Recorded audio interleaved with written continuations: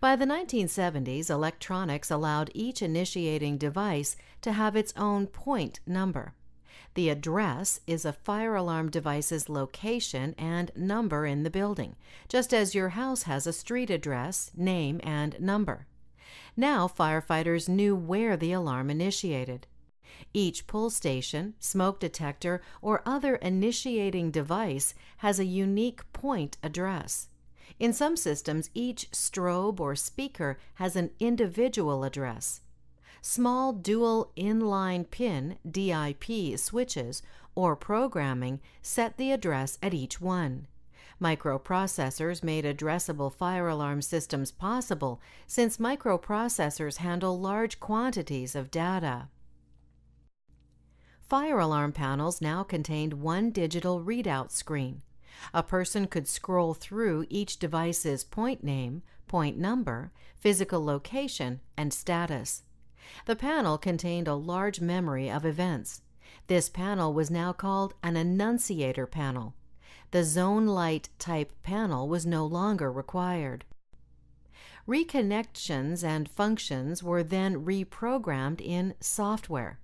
Reprogramming a processor was greatly more versatile compared to conventional systems, where reprogramming required rewiring among relays. Many initiating devices could use one cable, reducing the wire management problem. One cable now served all the initiating devices in its building area: smoke detectors, pull stations, duct detectors, and modules. It was no longer required to have a separate set of wires for each type of device. Fire alarm boxes became less congested, therefore cable tracing became simpler. Building owners moved from hardwired relay systems to electronic systems between the 1970s and the 1990s as technology improved, confidence increased, costs came down, and maintenance training shifted from hardwired relay to electronic. In the 1980s, Harrington Signal introduced their addressable fire alarm system. In 1994, Gamewell introduced the self-programming feature for analog addressable fire alarm systems.